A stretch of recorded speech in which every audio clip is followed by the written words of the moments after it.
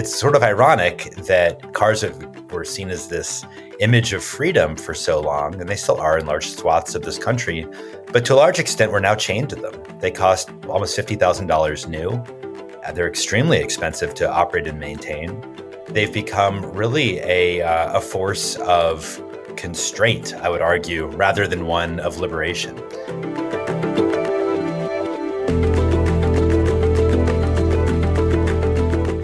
Welcome to The Other 80. I'm Claudia Williams. I want you to imagine for a second the feeling you had when you first drove a car, or maybe when you bought your first car. The feeling of wind in your hair as you cruise with the windows down, not having to ask your parents for yet another ride. Cars are pitched to us as freedom, agency, and fun. But what if I told you that this obsession and romance with cars is literally killing us? For many people, driving in a car is the most dangerous thing they do every day. There are accidents, microplastics, and pollution.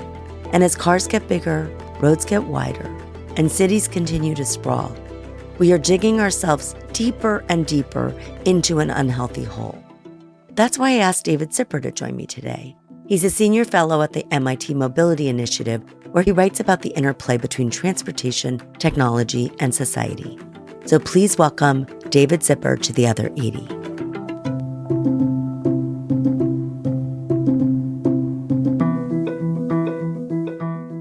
Hi, David. It's so great to have you on. Thanks for having me. I was thinking about cars and our, growing up in America and the symbolism, the freedom. You've talked about this, the two kind of images that come to mind when we think about freedom, the flag, the eagle, but also the wind in our hair, especially as teenagers set free for the first time. I'd love to have you just parse that a little bit for us. Like, what is the symbolism of cars and driving in our society? And what's the impact of that symbolism? And we'll get into some of the mechanics around the size of cars and highways and things like that. But just let's sit for a minute with that identity that we have in our country. Cars are really seen as this image of freedom. I think you put it pretty well. I mean, think back to Greece. Tell me more. Tell me more. Like, does he have a car? And, especially in the post-war decades, as, car ownership was skyrocketing in the country, that's when you had the Mustang, and the idea of the American birthright is to be able to drive quickly, and this sense of liberation that you get from driving on the open road. I think it's very seductive, and I can fall prey to it myself. But the thing is, we sort of, over the last 100 years, built our entire country to facilitate these vehicles, and particularly the fast use of these vehicles.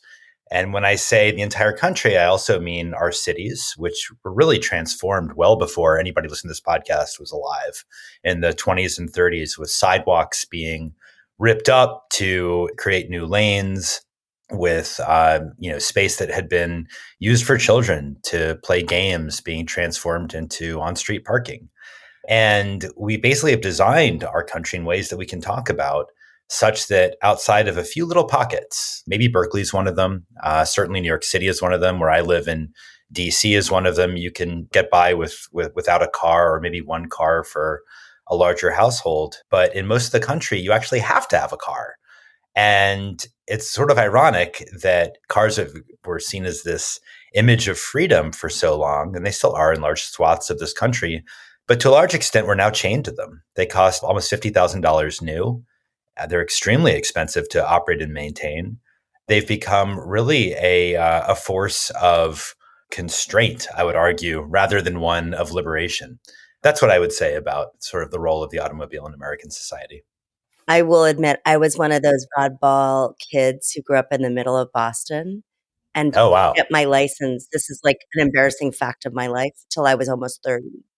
One of the other kind of foundations I want to have us lay here at the beginning is how to think about the role of cars, roads, driving in a health context. And I'm guessing if I asked the average person to build a list of public health issues, they'd list pandemics, and they'd list, food and the water and things like that.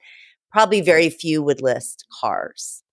And if you could just scope out for us, how are cars and driving a health issue in America today?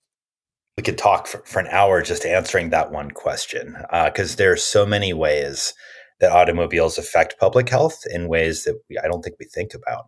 Probably the one that pops into people's heads the most is smog, particularly if you're in Los Angeles, where there's still the infamous smog that hovered over that city in the 50s and 60s. I think it's still remembered vividly. Catalytic converters have fortunately cut down on the visible smog, but the air pollution is still a major issue from automobiles for sure. But that's really the tip of the iceberg. If you want to talk about health, I don't think you can disentangle cars from climate change, which has its whole cascading series of effects on public health, because automobiles or transportation, I should say, is the single largest sector creating greenhouse gas emissions in the US. We're just starting to understand all of the impacts of microplastics and tire pollutants that are kicked up from driving. Tires are the biggest sources of microplastics in the Bay Area, in the waters in the Bay Area, and they've contributed to the collapse of salmon populations in the Pacific Northwest. And we're just starting to understand the impact on human health as well. Noise pollution is something that I don't think people think much about, but probably should. There are a lot of studies showing that people who live near arterials have higher risks of dementia, have higher risks of respiratory disease, a whole series of risks around morbidity. And then the giant, enormous one is just the lack of physical activity. I guess maybe one last point I would make, it's going to be such a long list of public health issues. There's the crash deaths too, which are obvious. We can talk about that later, but also more hidden loneliness. There are studies that show that auto-centric communities are those in which people have fewer connections with their neighbors. And there's been a growing amount of conversation that I'm sure you're well aware about how there's a loneliness epidemic in the US. And I don't know that people associate that with the automobile, but they probably should, based on the limited amount of research that we've seen with it. So there's just this array of public health issues around the automobile that I really think deserves a lot more attention than it gets. That was quite a list. And that's off the top of my head. If you come back to me, I might have more.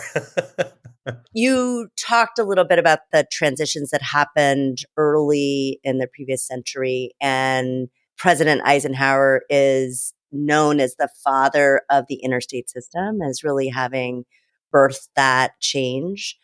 You've also talked about how he had a vision, which is not what happened. Can you talk a little bit about the original vision and what actually ended up happening in that period of our history? Yeah, I mean, Eisenhower sort of famously took this trip across the country when he in like the early 20s, when our roads were just terrible, and he experienced how terrible they were. It stuck with him.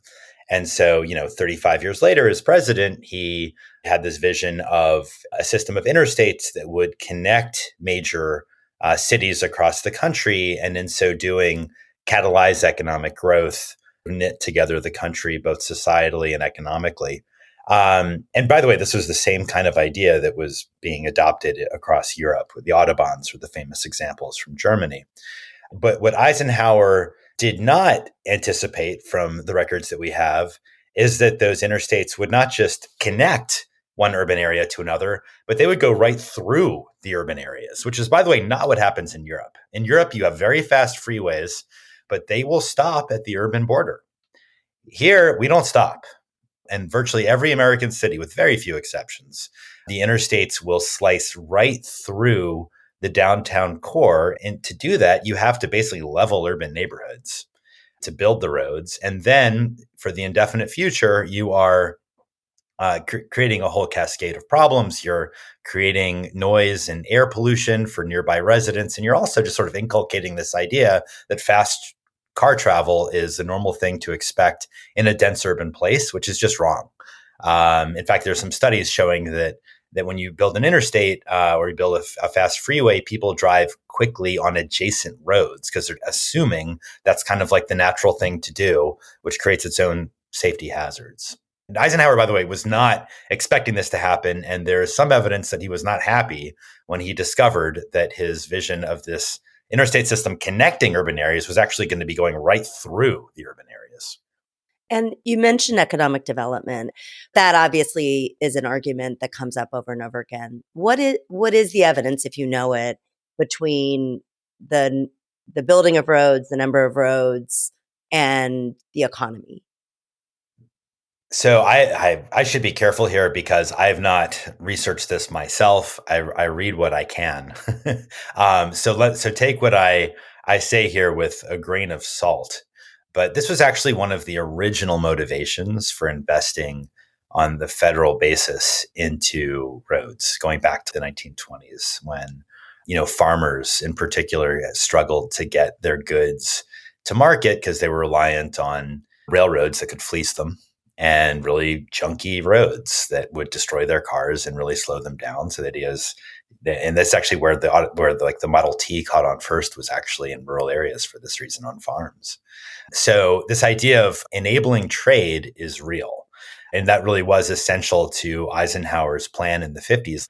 But I don't think I've ever met anyone who would argue that the interstate system did not contribute to economic growth because it just lowered transportation costs, which of course factors into the cost of goods at the grocery store, the furniture that you're buying, or whatever else.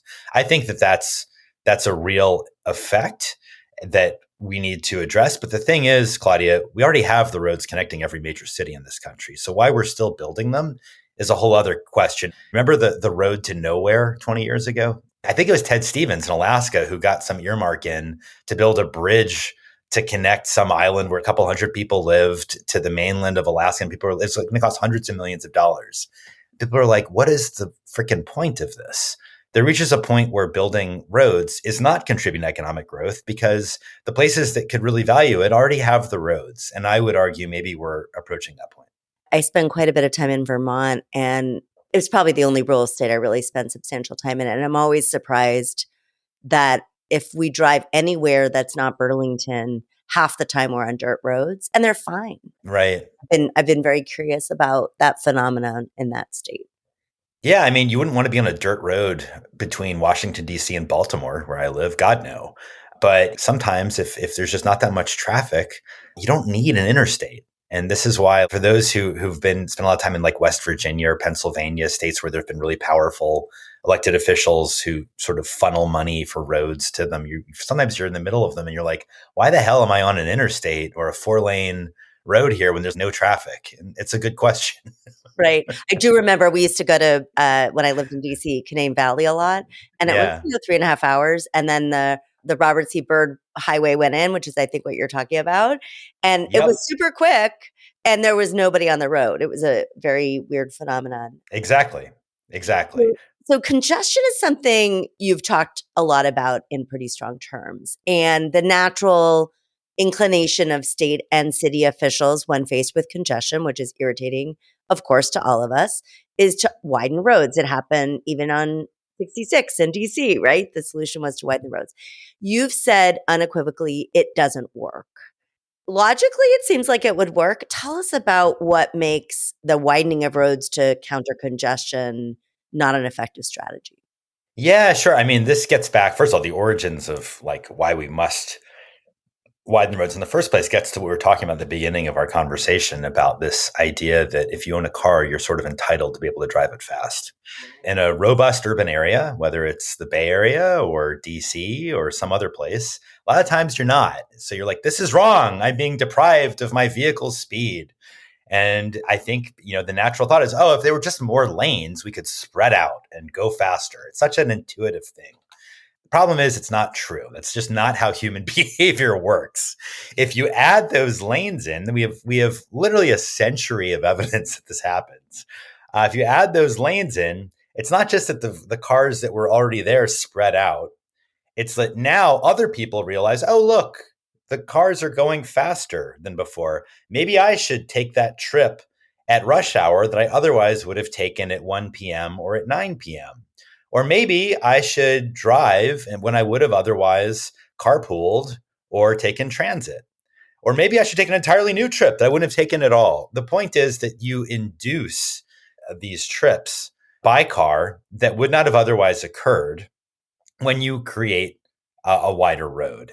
And over a period of about 10 years, because it does take some time. Pretty much all of the gain in terms of faster driving from an added lane or two basically dissipates or is eroded because you have more people who are driving on that road at peak times. And meanwhile, you have further created a incentive for people to buy cars in the first place and to locate further out of the urban core with that wider road. So now you've further locked society into these cars that are already dominant. If you study this stuff, you sort of have to scratch your head because it's not a controversial position among economists or traffic planners to say induced demand is real and a wider highway is going to induce more trips. But it somehow has not penetrated a lot of the education and practices around traffic engineering. You pointed out if you were to change the goal to actually focus on less driving, Yeah. dramatically different things could happen. And this is an approach that both Minnesota and Colorado are experimenting with. Can you talk a little bit about what they're doing, what kinds of things this is resulting in, and what we should be watching going forward? Well, California is actually supposedly experimenting too. I'm just not convinced they're getting much of anything out of it, to be honest. But Minnesota and Colorado, in different ways, have basically adopted laws that require the state transportation department to reduce vehicle miles traveled and to report back on that, or basically in various ways hold their transportation agency for ultimately constraining the total amount of driving. And when you do that, you basically are going to force a change in the orientation of those state transportation engineers. It sort of forces a whole series of conversations and rethinks around investments in terms of land use, in terms of transit, that I think are very constructive. Although if you live in a ex-urban rural area, you might hate it because effectively you have opted to live in a place that requires massive investments in roads with sort of crappy ROIs, honestly. And it relies on an expectation of assumed sprawl that if we care about climate change, we care about public health, it's not sustainable. So I kind of shrug my shoulders a little bit and I'm like, I'm sorry, but that was a mistake that we have to correct for. And we're just going to have to do that. But this has been an issue, for example, in Colorado, where some of the more far-flung suburbs resent this change. New York has been in the news a lot on this topic of congestion, having finally, after delays, put in place its congestion pricing. How does that work, and what are you paying attention to in that experiment? Yeah, so congestion pricing has been implemented in a handful of cities around the world. Stockholm and London and Singapore are often pointed to. What's interesting is, for one thing, it's interesting about congestion pricing is that these moves, they always start off unpopular and then they gain popularity as people actually see what they do. So I'm hopeful that that will happen very quickly in New York because we're about to have a president as we're recording this in just a few days' time who has officially said, I want to kill congestion pricing. I'm hoping that won't happen. Could he do that? It's a great question. Nobody wants to really give a definitive answer because the feds have given their full approval. But there could be other possible ways he might try, but nobody wants to really say what he might do because they don't want to give him any ideas. At least the people I know who support the idea. But yeah, no, I mean, I think people know you're basically paying $9 to enter Manhattan south of 60th Street during peak times. And I think it's great because what it really is relying on pure markets.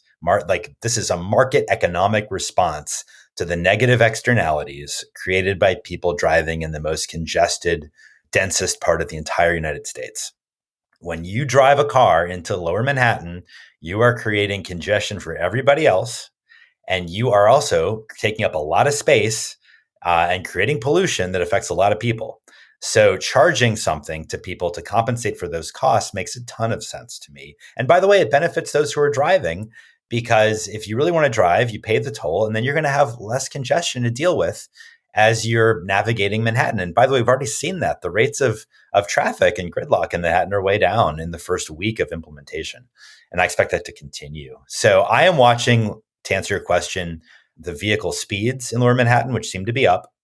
I am watching polls to see if people are coming around to recognize the benefits of congestion pricing. I think that'll lead other cities to look at adopting it, as I hope they will. And I would say I'm also looking at bus speeds. It's one of those secondary benefits of congestion pricing that people may not think about, but with less congestion, the bus can go faster, which makes it a more competitive mode. It actually means you can provide more service because every route is going to happen faster. And that has wonderful equity benefits because people who ride buses are generally those with lower incomes. And if we provide more reliable, better bus service, we're making an important step toward having a more equitable city. So those are some of the things I'm watching. And that's a great example of the virtuous cycle. Like we talked about the non-virtuous cycle around bigger and wider roads and making exurban areas more appealing. And I think what you're talking about is those same dynamics can play the other direction, but Mhm. the start point is not popular, naturally so, because we've built our whole society around a different purpose. And with implicit subsidies too, I might add.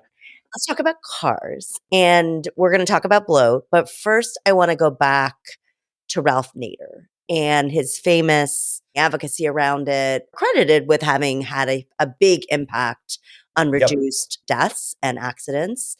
I want to hold that thought and ask you, what did we learn from that history? And if we are to confront and grapple with the issues of our time, how would we evolve it going forward? Yeah, so Nader, I think when people think of Nader these days, they think, oh, he's the guy who cost Gore the election in 2000, which is not wrong in my view. But we'd be having a really different conversation if we were talking about Nader's role in society in 1970 or 1980 or 1990. He played an enormously constructive role in the 1960s when, as a very young man, like in his early 30s, he published Unsafe at Any Speed. Basically, it was a book that focused on the Corvair and basically went through a whole variety of ways in which vehicles were designed in ways that basically made them really dangerous to people inside the car, like a driver or an occupant. Nader talked about sort of like the two crashes that would occur when a vehicle collides with something. There's first the impact of the car on say like a tree, but then there's the impact of the human on the interior of the car, like knobs and edges and all kinds of dangerous stuff inside the car. And he makes, I think, a very compelling case for why the cars of that day were extremely dangerous to their own occupants, their own purchasers. And so the book had modest sales. It was fine. It wasn't a big deal until word got out that General Motors had hired private investigators to tail Nader and even try to entrap him unsuccessfully. Nader got a multiple hundreds of thousands of dollars settlement from GM, which he then used, by the way, not to buy a nice house, but to set up a whole system of public advocacy NGOs. And the outrage around that episode led to the creation of what is now known as NHTSA, which is the vehicle regulatory body. It's just a wild story. It's one of the biggest corporate blowups or corporate self-owns, shall we say, that I've ever heard of. It's incredible what GM did. Like, why do we have NHTSA? Thank you, General Motors, or blame General Motors. It's amazing. Anyway, what did we learn from that? I think Nader was right to say this. This is his overall point, is like vehicle companies are not going to emphasize safety and the well-being of people unless they are forced to. You need regulation, and we have to be really shoving them toward the societal goal of keeping people safe. I think if we could revise that point of view for today, I might say that we've almost taken Nader's point too far, where we have spent so much time over decades emphasizing the safety of those inside a vehicle that we've basically enabled the creation of these Goliaths of SUVs and trucks on our roads, where the marginal size provides maybe an incremental marginal safety benefit for occupants, but at an enormous cost to everybody outside of that huge car, whether they're in a smaller car or they're walking and biking. And so now we have, recently we hit a 40-year high for pedestrian and cyclist deaths in the US. Mm. I would say that if I were to rewrite Nader's book, like Still Unsafe at Any Speed, I would put much, much more of the focus on the safety of those outside the car as opposed to occupants. You just touched on this, but the stats you've cited are pretty shocking in terms of the percentage of SUVs that are sold today and the bloat that's happened even of the SUV itself. What are those figures? Yeah, I mean, more than 4 out of 5 new cars sold in America are an SUV or pickup. And in the mid 70s, it was less than 1 in 4. SUVs and pickups are no longer outdoors vehicles and working persons vehicles like carpenters and stuff like that. They're a substitute for sedans and station wagons. They've replaced them. They've shoved them aside. And in terms of deaths, and this is an area where vehicle size has definitely played a contributing role. I don't want to exaggerate and say it's the only factor, but it is incontrovertibly a contributing factor. Pedestrians and cyclist deaths have been rising really for decades in the US, unlike in every other developed country that I'm aware of. And like I mentioned, it was 2 years ago, I believe, that we hit the highest rate of pedestrian and cyclist deaths since Jimmy Carter was president. So it's pretty shocking. Confronting this reality, you've mentioned that you see two potential solutions, one being new federal regulations and the other being a grassroots movement. It sort of feels, at least to me, like the federal option is off the table for now. Is there evidence of a growing grassroots movement, or is that also just not really materializing yet? I see zero evidence that a Trump administration or a U.S. Department of Transportation under Trump will care about that issue. And even if they did care, and there probably are some individuals who might care, they're likely to basically have a rule akin to what they had in the first Trump term, which basically says that for every new regulation that's put on the books, I believe it was 2 had to be taken off. That just means that even if you want to put in a regulation, the bar to do so is so high if other things have to be taken out. So yeah, Trump's not doing anything. So the question is then, can there be like a grassroots movement that pushes states and cities to adopt measures? I see growing signs of interest in that in some places, like in Montreal, which obviously is not American, but still pushback against vehicle size led to 2 boroughs within Montreal to adopt weight-based parking fees that charge more to owners of really large SUVs that, by the way, end up consuming disproportionate space on the curb. So like parking spots disappear. It's interesting in that way. And in Washington, D.C., where I live, there's also a weight-based registration fee. Similar proposals have been made in Colorado and New York. I think in cities, there's more and more awareness that big SUVs and trucks are a problem. But as I wrote in a deep dive in Vox recently, I think what we really need to do societally is help more people appreciate that, that a person's decision to drive a Ford F-250 truck, which Deion Sanders, the football coach, chose to do just to get around town because he likes it.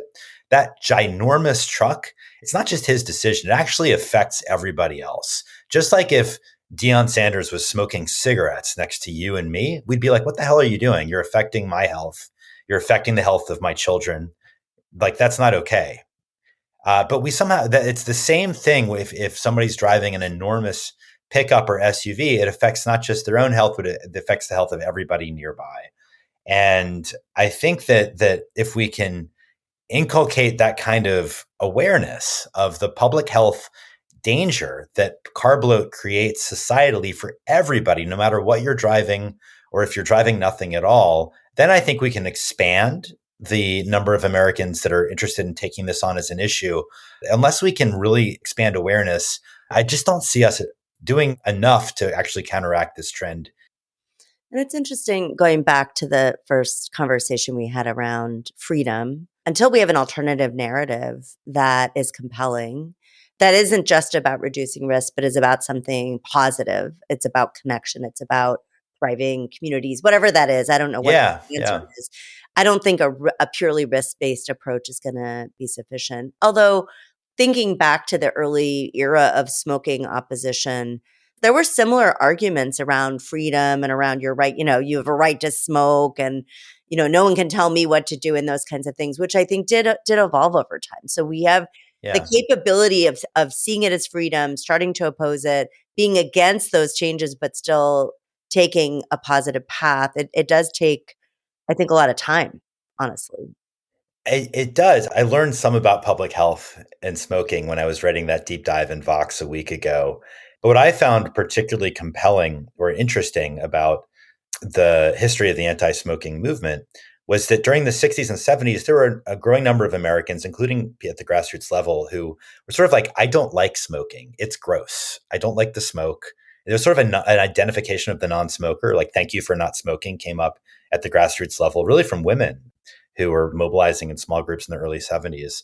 But the tobacco companies could respond and say, well, you don't like it, but it's my choice. If there is a health risk, it's me and I'll deal with it. So shut up. We live in America, hashtag freedom. And what actually really changed or killed that narrative and really sort of turbocharged the anti-smoking movement in the 80s was this study out of Japan in, I think it was 81, it was published, that basically concluded that if a Japanese man smoked a lot, his wife was more likely to get lung cancer. And then it's like, okay, no. It's not that it's unpleasant to breathe your smoke. It's that you might be killing me. And suddenly it was a whole narrative shift.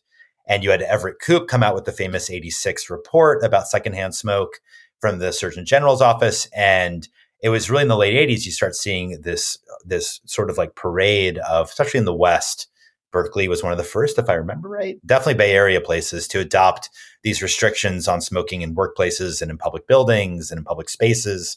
And now smoking rates are far below what they were when you and I were children.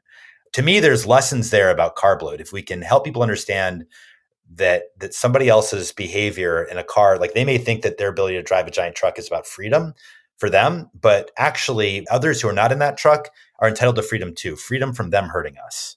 And that requires restrictions and policies that protect us from vehicle size. And I think this goes back to something else you said, which is that we have a tendency in many domains of health to think about the individual choice, like the choice to smoke, and try to influence that. When in fact, the biggest gains we've seen in things like smoking have to do with changing the incentives that shape behavior. So it doesn't really matter if I am opposed to smoking, but if now I can't smoke in many public places and many private places, it became more expensive and my wife hates it. I'm going to change my behavior, not because I morally thought that that was a better thing to do.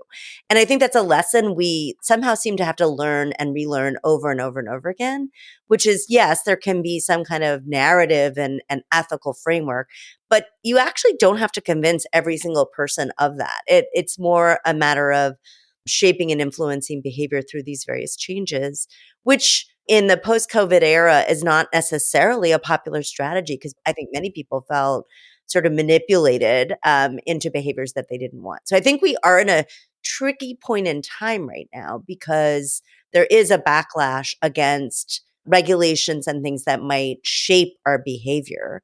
And so I think we're going to have to move forward understanding that incredible history of public health change and what actually worked, yet also trying to actually have more authentic conversation about what's important in our society. Yeah, it's a great point. So I really agree with you. I think it's very well put. And I think you're right. I think that when I sort of wave the flag saying like we need to collectively recognize the harm that something like carb load is affecting us, is imposing on us and take collective action and response, I'm probably pushing against the grain. Just as you said, with COVID creating what feels like sort of like a libertarian ethos, like get the hell out of my life, sort of like reflex for a lot of people. And I hope that fades, because if it doesn't fade, we've really undermined, I think, the fabric that holds communities together around public health, but around all kinds of other things too. It's really, really urgent that we figure out how to stitch things back together such that we take some responsibility for the well-being of others and not just ourselves. I want to go back to this question of what kinds of communities support use of transit, support more walkability, create more opportunities for social connection. And you've cited a stat that in the US, people are 2 times as likely to die of a car accident than in Canada.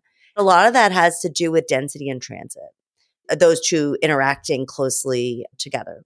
And I've lived in DC and Boston and Berkeley. They're all communities that benefit from great transit and great density, and then are doing more and more and more to try to improve that, have better, safer streets for biking and things like that. But if I was living in a far-flung suburb or even in a rural area in my lovely state of Vermont, this feels like kind of a impossible goal. And so I'm just curious, back to what you said earlier, is it just a matter of encouraging more cities to be dense and transit friendly and then more people live in those places? What's the long game here that allows us to get to those better health rates that Canada has? Which itself is a country geographically that's rural, that's very spread out and things like that. And also is autocentric. And If you've also, been to Canada, there are a lot of cars. yeah. I had fun researching for that story, which was in Bloomberg City Lab. Like, why is Canada so much safer for road travel compared to the US? And it's not a single thing. It's a number of factors that seem to be playing a role there. One is, as you mentioned, it's a more urbanized country. A higher share of Canadians live in the three biggest metroplexes, if you will, Montreal, Toronto, and Vancouver, than in the three biggest metroplexes of the US, which would be, New York, LA, and Chicago. And one of those three is not LA, is not that, it's so spread out. You can't even have good transit there anyway. And transit is really like, this is something people don't realize often when they think about the benefits of transit. It's by far the safest way to get around.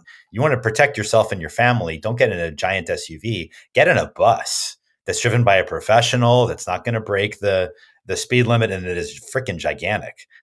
So that's a part of it. But there's other things too. Canada has been much more open to adopting automatic speed enforcement, these cameras that can really quickly change reckless driving behavior or various types of rule breaking with traffic. This enforcement in general is more regular and automatic and severe for breaking rules in Canada. You can have your car confiscated quickly than in the US is another point that I think is worth noting. And although Canada also has a lot of SUVs and trucks, they aren't quite as big as the US. Ours are bigger, which I think plays a bit of a role too. And one point I should add as well, we do have more vehicle miles driven in the US, although we're spread out like in Canada. But part of the reason there seems to be Canada charges a lot more in gas tax.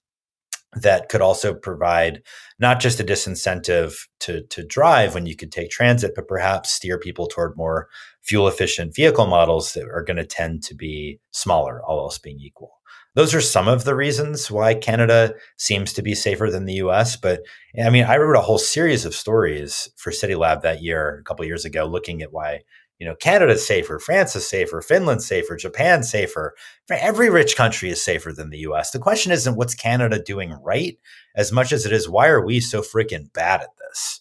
And even beyond that, Claudia, I might say, why have we not basically looked our highway safety establishment, it is an establishment, in the eye and said, you are failing. You are failing, and it's time to hit reboot on how you operate. And it's past time to do that. I don't have confidence that that's going to happen at the federal level, where it should begin anytime soon because of Trump priorities. But I do think that if you live in a state where people in power say they care about road safety, challenge them and say, okay, well, we suck at this. So you're going to clean house? What are you going to stop doing that you've done for years? That to me is a conversation that we should be having and the right tone to have it. On a potentially lighter note, you've talked about Peachtree City, Georgia, as an interesting example of a sort of unlikely solution that could be adopted by other communities. What have they done? So Peachtree City is an exurb of Atlanta. Roughly 40,000 people live there. It's located, I don't know, maybe 30 miles south of Atlanta, and grew up really in the 60s and 70s and 80s. And it grew up with a master plan that required what are now known as golf cart paths. Now, as this is like a flourishing suburb or exurb of Atlanta, you can get anywhere in Peachtree City on these golf cart paths that are car free. You can also drive a car. If you want to go to Atlanta, take a car. but you can use a golf cart to get pretty much anywhere. And people do it. They do it to go to the grocery store. They do it to go get ice cream with their kids. There's 15-year-olds who use them to go to high school. There's a giant parking lot of golf carts at the high school, which I visited when I was researching this story. And I interviewed some of the high school kids about it. And they're like, yeah, I can't drive, but I can take a golf cart safely. And it's awesome because it gives me all this freedom at age 15. And by the way, when I get my license at 16, I feel like I have a better sense of just sort of like how to move vis-a-vis other vehicles. And they're also great for those who are elderly and may not feel totally safe operating a car or may struggle with mobility to do so. I met a guy who's recovering from an operation on his leg. He couldn't drive, but he could use a golf cart. And he's like, thank God, because now I can still get around, whereas I couldn't otherwise. So it's this alternative vision of mobility with a small, relatively safe vehicle that I found kind of inspiring. And it led me to write this big story for Business Week a couple of years ago. Thank you so much for coming on the show. My wish would be that we bring the community of public health and those like you that are thinking deeply about cars and driving closer together. And this is hopefully a first step in that direction. Any final thoughts you'd want to share with our audience?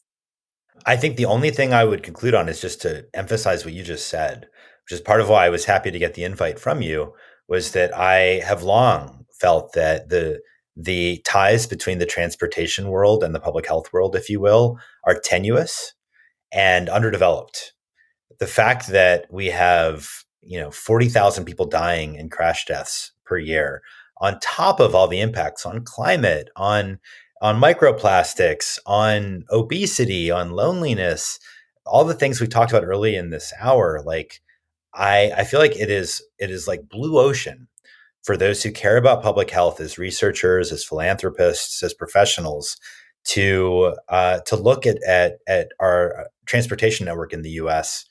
and propose solutions, to weigh in on policy debates, and to help address some of the issues and problems that we've talked about here.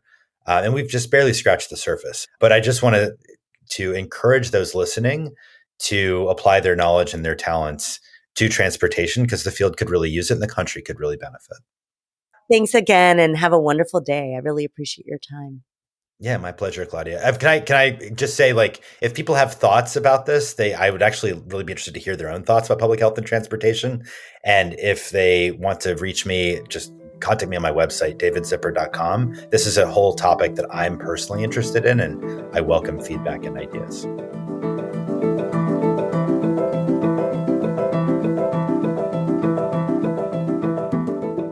Could driving become the next smoking? Here's what I mean. One day will our grandchildren gasp at how much time we spend in cars, back when driving everywhere was the norm. I'm not sure. But it did get me thinking about smoking, or more specifically, how the number of people who smoke plummeted in the US. That drop wasn't about some shiny public health info campaign warning about the danger of smoking. Instead, state, local, and eventually federal regulations imposed taxes on cigarettes, banned smoking in public places, and made it much harder or impossible for tobacco companies to advertise. And as it became more expensive and more inconvenient to smoke, it also became less popular. So now I'm wondering, what is the list of bad habits our grandchildren will be shocked we even consider? Alcohol? Social media? Ultra-processed foods? Cars? And can we do the same for these unhealthy habits that we did for smoking? And how would this even work in a post-COVID world that is far less open to government controlling our choices? What's our path forward, public health?